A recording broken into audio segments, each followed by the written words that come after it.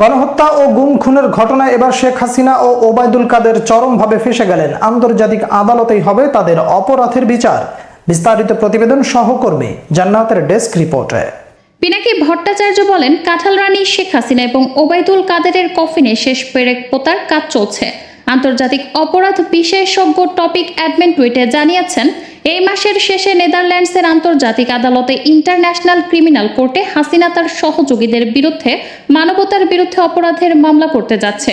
পিনাকি বলেন, এখন প্রশ্ন করতে পারেন, বাংলাদেশের অপরাধ কি বিদেশের আদালতে বিচার করা যায়? হ্যাঁ যায়, যদি সে দেশ আন্তর্জাতিক অপরাধ আদালতের যে ঘোষণাপত্র তাতে স্বাক্ষর করে এবং তারপর তার নিজের দেশে সেই অনুযায়ী আইন পাশ করে। আন্তর্জাতিক অপরাধ আদালতের এই ঘোষণাপত্রকে বলে রোম স্ট্যাটিউট। বাংলাদেশ এই ঘোষণাপত্রে সাইন করেছে আর বাংলাদেশে আইন হিসেবে গ্রহণ করেছে 2010 সালের 23শে মার্চ।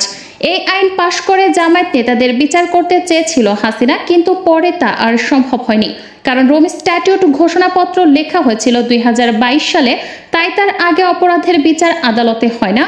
পিনাকি ভট্টাচার্য বলেন, এখন এই আদালতে হাসিনা ও তার সহযোগীদের বিচার করা হবে। এই আদালতে যে অপরাধের বিচার করা হয় তা হলো যুদ্ধাপরাধ, মানবতার বিরুদ্ধে অপরাধ, গুম খুনের অপরাধ, গণহত্যার অপরাধ। হাসিনা যুদ্ধাপরাধ ছাড়া বাকি সবগুলো অপরাধ করেছে। পিনাকি বলেন, এখন পর্যন্ত এই আদালতে যাদের বিচার হয়েছে তাদের মধ্যে উল্লেখযোগ্য হলেন টমাস লুবানগা ডাইলো। তিনি কঙ্গোর মিলিটারি লিডার ছিলেন। বাচ্চা ও শিশুদের দিয়ে জোরপূর্বক যুদ্ধ করার অপরাধ 2012 সালে 14 বছরের জেল হয়। তারপরে ব্যক্তি কঙ্গোর জার্মি কাতাঙ্গা, তিনিও একই অপরাধে 2014 সালে তার শাস্তি হয়। তৃতীয় ব্যক্তি আহমদ আল ফাকি আল মাহদি, তিনি তার দেশের সাংস্কৃতিক ঐতিহ্য ধ্বংস করেছিল। এই অপরাধে 2016 সালে তার সাজা হয়েছিল 9 বছর। হাসিনাও আমাদের সংস্কৃতি ঐতিহ্য ধ্বংস করেছে সুন্দরবনের রামপালে কয়লা ভিত্তিক বিদ্যুৎ কেন্দ্র তৈরি করে। হাসিনাকে কোমরে দড়ি বেঁধে আদালতে ডেকে আনা হবে। আর এই আদালতের শাস্তি হলে ঘোষণাপত্রে যে 110টি দেশ সাইন করেছে, এই সমস্ত দেশে হাসিনা এবং তার সহযোগীরা গেলে আটক করা হবে। এই মামলায় শুধু হাসিনা, তার সাথে আরো 20 জনের তালিকা আছে। এর মধ্যে ডিবি হারুন সহ 11 জন আছে। পিনাকি ভট্টাচার্য বলেন, এই আদালতের শাস্তি হয় জেল এবং সমস্ত সম্পদ বাজেয়াপ্ত হয়। পৃথিবীর বিভিন্ন দেশে এরা সম্পদ রাখে, সম্পদ বাজেয়াপ্ত হয়। তেমনি হাসিনা এবং তার সহযোগীরা পৃথিবীর বিভিন্ন দেশের সম্পদ রেখেছে, সেই টাকা তারা ভোগ করতে পারবে না। পিনাকি ভট্টাচার্য বলেন, হাসিনা এখন সবচেয়ে বড় মাথা ব্যথা হলো টাকা পয়সা নিয়ে কোথায় পালাবে সে, কোথায় নিরাপদে থাকবে। ইতোমধ্যে আপনারা সকলেই শুনেছেন, আমেরিকা থেকে বাংলাদেশে রেমিটেন্সের পরিমাণ অস্বাভাবিক হারে বাড়ছে। এতদিন মধ্যপ্রাচ্য ছিল আমাদের রেমিটেন্সের 1 নম্বর উৎস। মধ্যপ্রাচ্যকে পেছনে ফেলে বাংলাদেশে রেমিটেন্স পাঠানোর উৎস হিসেবে আমেরিকার এই উত্থান শুধু বিস্ময়কর নয়, বরং সন্দেহজনক। সেই কারণে বাংলাদেশে গবেষণা প্রতিষ্ঠান সিপিডি ধারণা করছে, বাংলাদেশ থেকে আমেরিকায় পাচার হওয়া টাকা রেমিটেন্স হিসেবে ফেরত আসছে। পিনাকি আরও বলেন, আমেরিকা সহ অন্যান্য দেশে টাকা পাচার তো গত কয়েক সপ্তাহ আগে হয়নি। অবৈধভাবে দেশে টাকা পাচার করে বিভিন্ন দেশে বেগমপাড়া গড়ে তুলেছে, সেটা 1 সপ্তাহে হয়নি, যেটা হয়েছে অনেকদিন ধরেই, হাসিনা ক্ষমতায় আসার পর থেকেই। যারা টাকা পাচার করে আমেরিকায় পাঠিয়েছিল তারা সেখানে স্থায়ীভাবে থাকার জন্য টাকা পাঠিয়েছিল, কিন্তু হঠাৎ করে এখনই টাকা ফেরত আনার কারণ কি? নির্ভরযোগ্য সূত্র থেকে খবর এসেছে, বিরোধী দলের শীর্ষ নেতাদের কারাগারে আটক রেখে 7 জানুয়ারি কারচুপি নির্বাচন করে ভিসা নিষেধাজ্ঞার আওতায় পড়েছে সমস্ত টাকা পাচারকারী ব্যক্তিরা। তাই হাসিনা বুঝতে পেরেছে আমেরিকায় পাচার করা টাকা রেখে দেওয়া বিপজ্জনক, কারণ মার্কিন সরকার সে টাকা বাজেয়াপ্ত করবে। এই বিশাল অঙ্কের টাকা তাই অতি দ্রুত অন্যত্র পাঠিয়ে দিতে হবে। এখন প্রতিফলিত হচ্ছে আমেরিকা থেকে বাংলাদেশের রেমিটেন্স প্রবাহ বৃদ্ধিতে। যে বিশাল পরিমাণ টাকা বাংলাদেশ থেকে আমেরিকায় পাচার করা হয়েছিল, তার অল্প অংশ ফেরত আসছে রেমিটেন্স হিসেবে, আর বাকিটা সুইজারল্যান্ড বা অন্য দেশে সরিয়ে নিচ্ছে। কিন্তু এভাবে আমেরিকা থেকে টাকা পাঠালে হাসিনা ও তার দলের লোকেরা সেই টাকা ভোগ করতে পারবে না। সেটা আমেরিকা থেকে রেমিটেন্স হিসেবে সরাচ্ছে। সেই টাকা আমেরিকা গিয়েছিল পাচার করা টাকা হিসেবে। এই অবৈধ অর্থ পাচার করাকে ইংরেজিতে বলে মানি লন্ডারিং। শুধু আমেরিকাতেই নয়, বাংলাদেশের আইনেও মানি লন্ডারিং একটি শাস্তিযোগ্য অপরাধ। পৃথিবীর যে কোনো দেশে মানি লন্ডারিং একটি শাস্তিযোগ্য অপরাধ।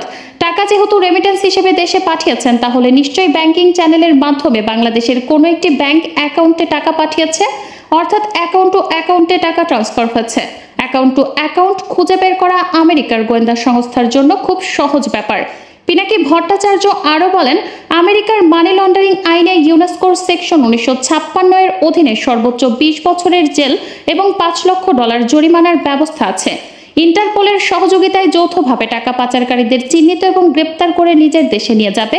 ইন্টারপোল একটি খবর বলেছে, পৃথিবীর 22টি দেশের সাথে সমন্বিত প্রচেষ্টায় 2021 সালের জুন থেকে সেপ্টেম্বর সংগঠিত একটি অপারেশনে তারা মানি লন্ডারিং এর সাথে যুক্ত 1003 জন ব্যক্তিকে গ্রেফতার করেছে। একটা সময় ছিল যখন দুনিয়ার বিভিন্ন শাসকরা সুইজারল্যান্ডে কালো টাকা রাখত, সেই দিন বাঘে খেয়েছে। 2008 সালের নির্বাচনে জয়ী হয়ে ক্ষমতা গ্রহণের সাথে সাথে আওয়ামী লীগের নেতৃত্বাধীন মহাজোট সরকার ক্ষমতা আঁকড়ে ধরে রাখার সুদূর প্রসারী পরিকল্পনার অংশ হিসেবে পুলিশ বাহিনীতে নগ্ন দলীয়করণ শুরু করে।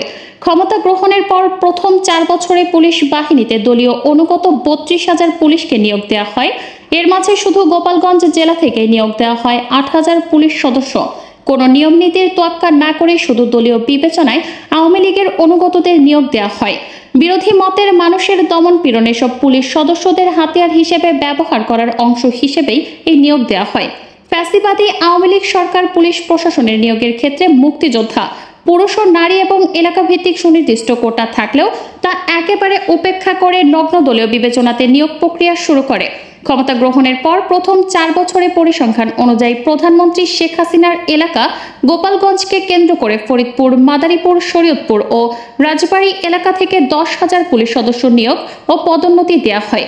গোপালগঞ্জে কোটা অনুযায়ী 800 লোক নিয়োগের নিয়ম থাকলেও এই একটি জেলা থেকে নিয়োগ দেওয়া হয় 8,000 এবং 2,000 নিয়োগ দেওয়া হয় বৃহত্তর ফরিদপুর জেলার বিভিন্ন উপজেলা থেকে। এসব নিয়োগের মাধ্যমে সরকার পুলিশ বাহিনীকে গোপালগঞ্জকরণের দিকে ধাবিত করতে থাকে, যা বর্তমান সময়ে সরকারের অন্যতম লাঠিয়াল এক বাহিনীতে পরিণত হয়েছে। একে একে এবার দেখে নেই আইন শৃঙ্খলা রক্ষার নাম করে গদি রক্ষার জন্য গুরুত্বপূর্ণ পদে নিয়োগ দেওয়া গোপনে পুলিশদের সম্পর্কে। ডিএমপি কমিশনার হাবিবুর রহমান একজন গোপালী পুলিশ। এই হাবিবুর রহমান পুলিশ বাহিনীর গোপালগঞ্জকরণের ক্ষেত্রে মুখ্য ভূমিকা রাখে। ঠিকানা জালিয়াতি করে 1000 পুলিশ কনস্টেবল নিয়োগ। দৈনিক প্রথম আলোতে 1 যুগ আগে প্রকাশিত সংবাদ থেকে জানা যায়, ঢাকা জেলা থেকে চলতি বছরের সর্বশেষ নিয়োগ পান 258 জন। এদের 200 জনের বাড়ি গোপালগঞ্জ ও তার আশেপাশের এলাকায়। বর্তমান জেলা পুলিশ সুপার হাবিবুর রহমান তাদের নিয়োগ দিয়েছেন। হাবিবুর রহমান নিজেও গোপালগঞ্জের বাসিন্দা, অর্থাৎ DMP commissioner Habib police super থাকাকালীন সময় থেকেই পুলিশ বাহিনীতে গোপালগঞ্জের মানুষদের নিয়োগের ক্ষেত্রে অতি উৎসাহী ভূমিকা পালন করতে থাকেন। হাবিবের পরেই তালিকায় দ্বিতীয় ব্যক্তি হচ্ছে বাংলাদেশের অন্যতম কুখ্যাত পুলিশ কর্মকর্তা সাবেক আইজিপি বেনজির আহমেদ।